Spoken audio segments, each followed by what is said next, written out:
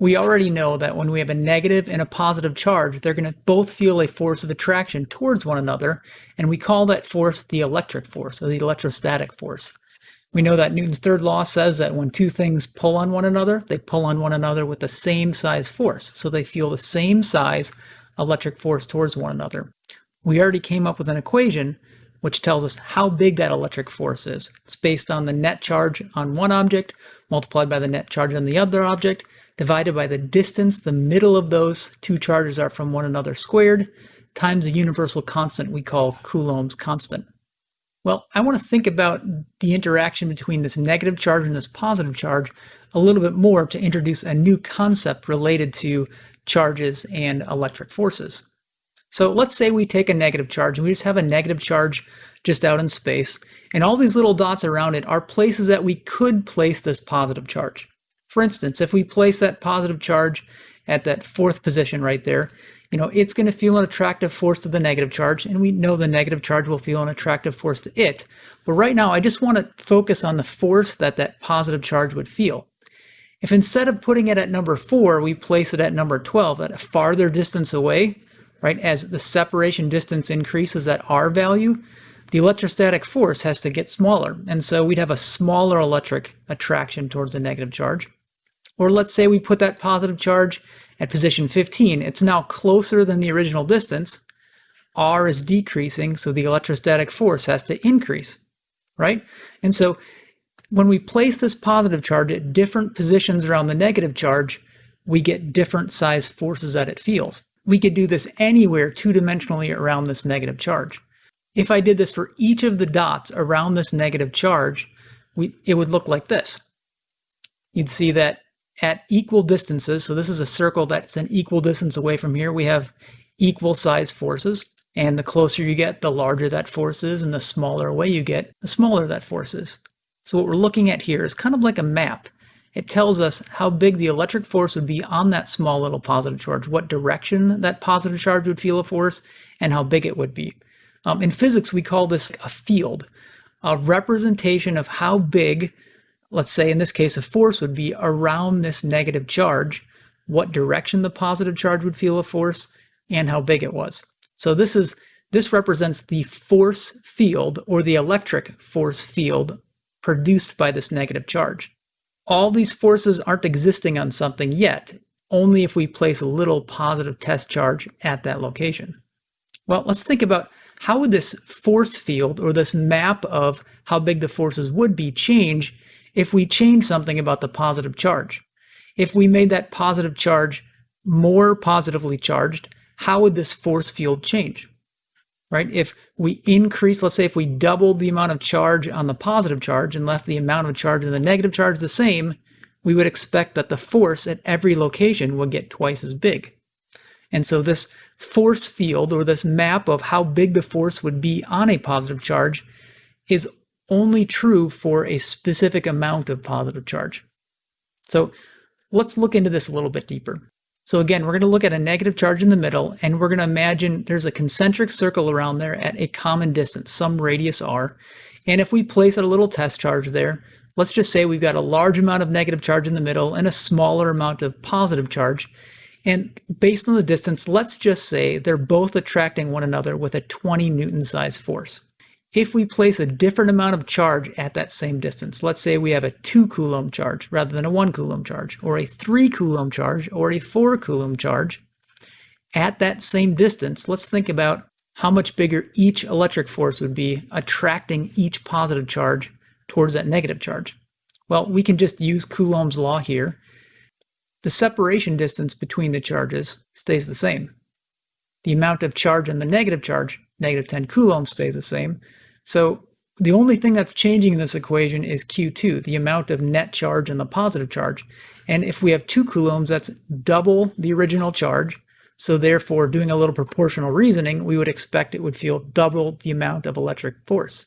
So it's going to feel 40 newtons of force because the 1 Coulomb charge felt, hypothetically, 20 newtons of force. With 3 Coulombs of charge, that's triple the initial amount of positive charge. So it's going to feel triple the amount of force. And with 4 Coulombs, that's 4 times larger. So we would expect a force that's 4 times larger as well. right? And so at the same distance, with a different amount of, let's say, test charge, if we place that charge at different locations, if we have different amounts of charge on the test charge, it's going to feel different amounts of force. But there is something that's the same at this common distance. Even though the charges aren't the same and the force that they feel are not the same, what is the same? Take a minute and think about it. At each of those positions, if you take the force divided by the amount of charge, 80 newtons divided by 4 coulombs, that gives you 20 newtons for each coulomb, or 60 newtons divided by 3 coulombs, or 20 newtons divided by 1 coulomb. In each of those positions, if we take the force divided by the amount of charge at that location, you get this value of 20 newtons per coulomb. It's how much force each coulomb of charge placed at that location feels. And along this circle at the same distance, each coulomb of charge will feel the same amount of force. Okay, this is actually known in physics as the electric field strength, right? The green arrows represent the size of the electric force, and the force changes because the amount of charge at that location changes. But at that location, no matter what size charge we use, each coulomb of charge is feeling the same size force. So we would say at that location or at that distance, there's the same size electric field strength. We actually have an equation for calculating the size of the electric field. We kind of talked about it here with our values. If you take the force that a charge feels, let's say we place it at this location, it feels 80 newtons of force. And what's the size of the test charge that we placed at that location? Well, Q in this case was 4 coulombs. So we take 80 newtons divided by 4 coulombs and we get 20 newtons per coulomb. And we could do that for any one of these charges placed at that same distance. So this negative charge exerts different size forces, but at this distance, in our little hypothetical situation, there's the same size, not electric force, there's the same size electric field. And the field strength, or the strength of that electric field, is 20 newtons per coulomb. So how would we represent that electric field using arrows to show the direction of the electric field and the size of it? Well, let's do that right now. So at this distance, we said the electric field strength is 20 newtons for each coulomb. So let's use arrows to represent the direction of the electric field and the size of it. Well, at that distance, we'd have little arrows pointing in because a positive test charge would feel a force inward or towards the negative charge. We draw the arrows that represent the electric field pointing in because by definition, it's going to always be the direction that a positive test charge would feel a force. And a positive charge would always feel attracted towards a negative charge. And it's got this value of 20 newtons per coulomb. Well, what would be true of the electric field around this negative charge at like half the distance? So R is halved. How big is that electric field? Well, to make it simple, let's imagine a 1 coulomb charge. If we had a 1 coulomb charge placed here, there's 20 newtons for each coulomb, so it's going to feel a 20 newton force. If we now have the distance, the separation distance, how does that change the electric force? Well, let's go back to our Coulomb's law equation. If R is 1/2 its original size, we have to square that change. We're squaring 1/2. That's 0.25 or a quarter. If we take 1 divided by a quarter, that gives us that the electric force would be 4 times greater. So for a 1 coulomb charge, if it feels 20 newtons of force at that distance, when it's half the original distance, it's going to feel a force that's 4 times bigger. We'd have to have arrows which are approximately 4 times longer, and we'd say that, well, that 1 coulomb of charge would feel an 80 newton size force. So each coulomb of charge we place there will feel 80 newtons. So the electric field strength at half the distance is going to be 80 newtons per coulomb. So these pink arrows represent the electric field produced by a negative charge. It's not that there's any electric forces going on yet. It's if we put a test charge at any location, let's say right here, we know that that positive charge will feel a force in that direction, and each coulomb of its charge, however much charge we place there, will feel 20 newtons. Or if we bring that positive test charge to a closer location, let's say right here, it's going to feel a force in that direction, shown by the direction of the electric field, and it's going to feel a force of 80 newtons for each coulomb of charge that's actually placed there. So let's just do another little simple kind of conceptual example. Let's say specifically we placed 1/10 of a coulomb of charge here, right? We know it's going to feel an electric force in that direction. The electric field will be pointing in that direction. So the question is, how big is that electric force? Well, we could actually go back to our electric field equation, where the electric field strength is equal to the size of the force divided by the amount of charge on the test charge. Well, we know that the test charge being placed in the electric field is 1/10 of a coulomb. At this distance, we said the electric field strength is 80 newtons per coulomb.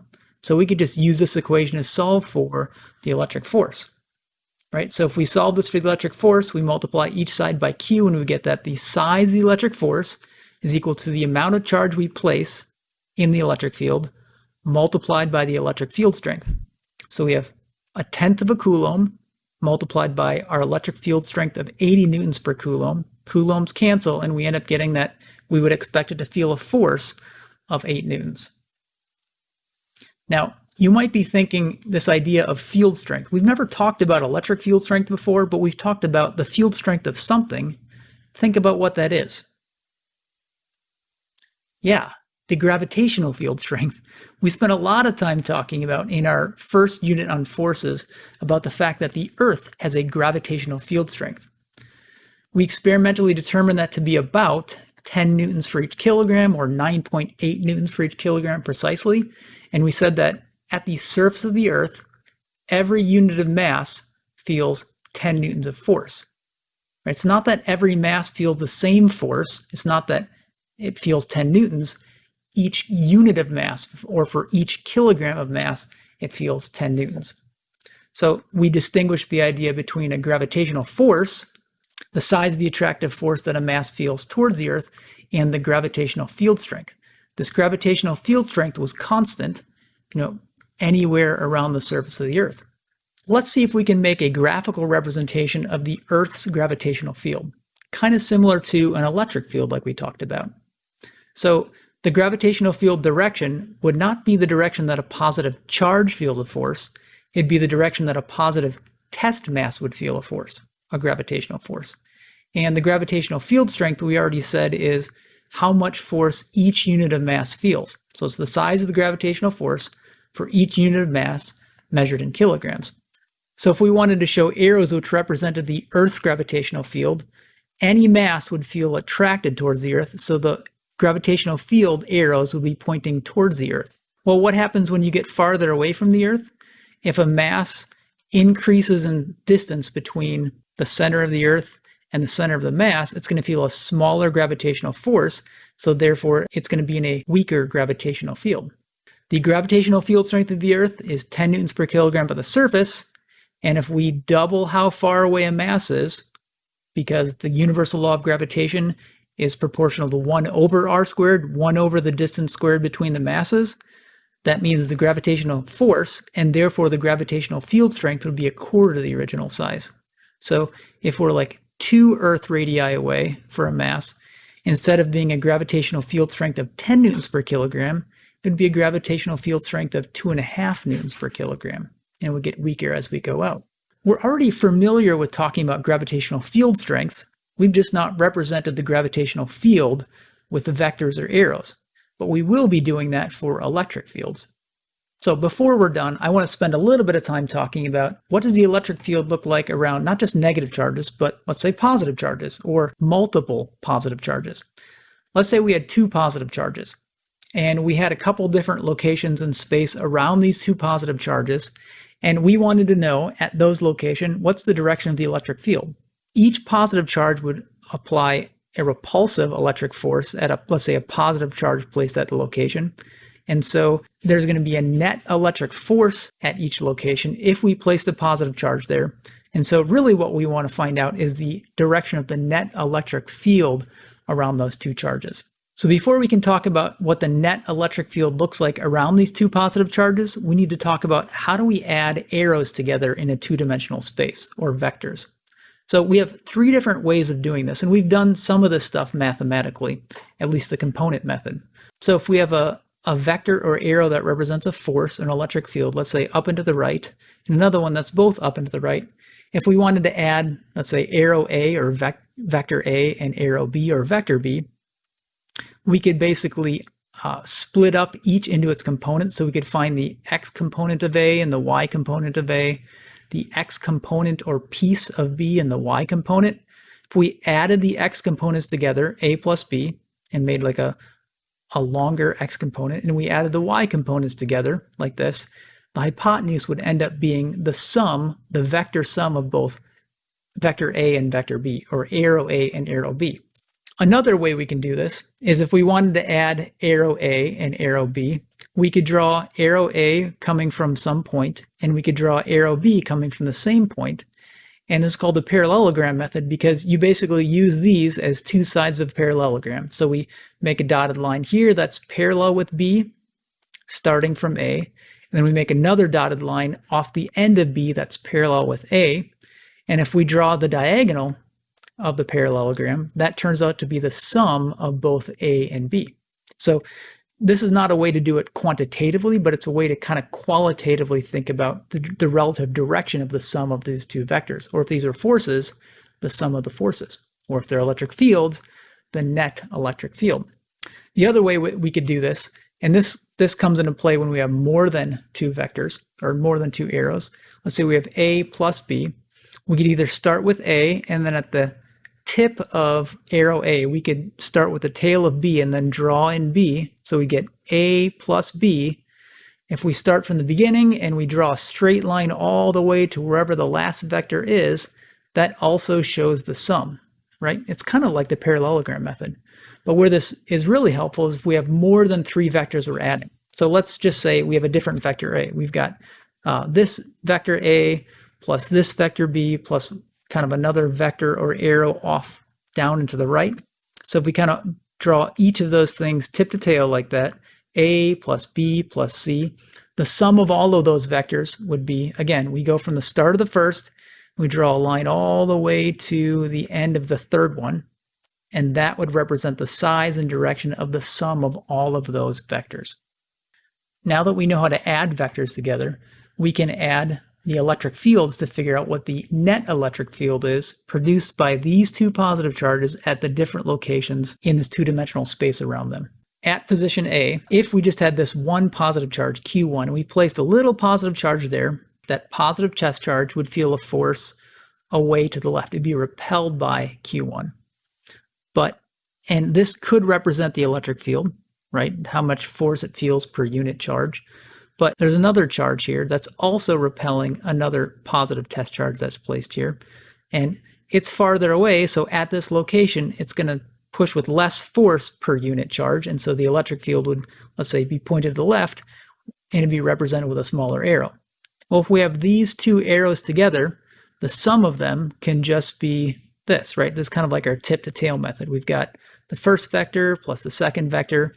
From the tail of the first to the tip of the last, that's the sum of those two vectors, or in this case, the sum of the electric fields or the net electric field. That's what this would represent. So what about at position B? It's a little bit farther away from Q1, and so it's going to feel a force not quite as big away from it. So the electric field, how much force it feels for each unit charge, again, would be smaller. So that would be the electric field component from Q1 at this location. Q2 is going to push that little positive test charge away like this. And notice, B is the same distance away from each charge, and we're going to assume that the amount of charge at Q1 and the amount of charge at Q2 are the same. So the length of these arrows, which represent the electric fields at that location, will be the same. But what is true of the electric field really at that location? It's the sum of those two component electric fields. So let's use our parallelogram method. So from the tip of one, I'm going to draw a line which is parallel to the other one. So we make a little parallelogram with these two sides. And then the diagonal is going to be the net electric field. So E1 plus E2 equals this, the net electric field. Or position C, it's pointed away from the dark red, pointed away from the light red. These are the electric field components. Let's use the parallelogram method again. Draw little dashed lines. And again, the diagonal will be the net electric field. So at least at these locations, directly in the middle, the net electric field is pointed straight up. And lastly, looking at D, so D is really far away from Q1. So The electric field at that location, if it was just Q1, would be a little guy pointing that way. But there's also Q2, so it would produce an electric field at that location, which is much larger and straight up. Since we have both of these charges here, the net electric field would be pointing, using our parallelogram method, along that diagonal right there. So now that we've introduced the idea of what an electric field is and thought about how we could, number one, calculate the strength of the electric field or figure out the size of the electric force if we place a known amount of charge in an electric field, I want you guys to explore a little bit more conceptually electric fields. Like, what does the electric field look like, not just around two positive charges, but what if we have a negative charge and a positive charge in space? What would that electric field look like in the region around it? Or how do we represent electric fields not just with individual arrows or vectors, but what if we used continuous lines to represent those electric fields? So the next thing you're going to be doing is using a simulation to conceptually explore the electric field more, using the worksheet shown here called the electric field exploration, and it will be linked in the video description below.